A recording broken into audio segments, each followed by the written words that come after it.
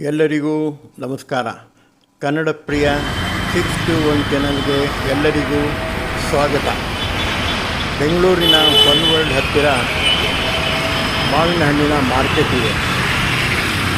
ಅಲ್ಲಿ ಒಂದು ಸಾರಿ ನೀವು ಹೋಗಿ ನೋಡಿ, ಎಲ್ಲ ರೀತಿಯ ಮಾವಿನ ಹಣ್ಣುಗಳು ಸಿಗುತ್ತದೆ.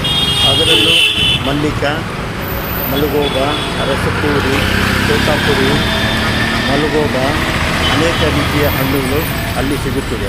ಇನ್ನು ಕೇವಲ 1 ತಿಂಗಳು ಮಾತ್ರ ಈ ಮಾವಿನ ಹಣ್ಣಿನ ಸೀಸನ್ ಇರುತ್ತದೆ.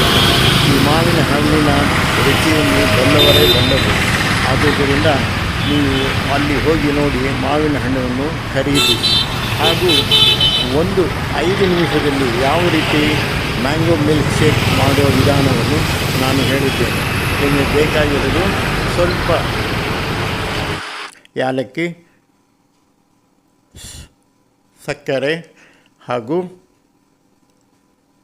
ಮಿಕ್ಸಿಯಲ್ಲಿ ಮಾವಿನ ಹಣ್ಣಿನ ಪಲ್ಪನ್ನು ಹಾಕಿ ಮಿಕ್ಸಿ ಮಾಡಿ, ಹಾಗೂ ನಿಮಗೆ ಬೇಕಾದರೆ ಹಾಲನ್ನು ಸೇರಿಸಿ ಅದನ್ನು ಜ್ಯೂಸ್ ರೀತಿ ಸವಿಯಿರಿ.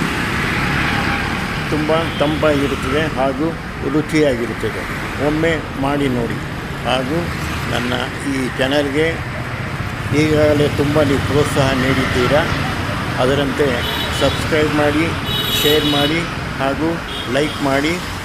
ಮುಂದೆ ಮಾವಿನ ಹಣ್ಣಿನ ಮಿಲ್ಕ್ ಶೇಕ್ ಮಾಡುವುದು ಹೇಗೆಂದು ತಿಳಿಸಿದ್ದೇನೆ.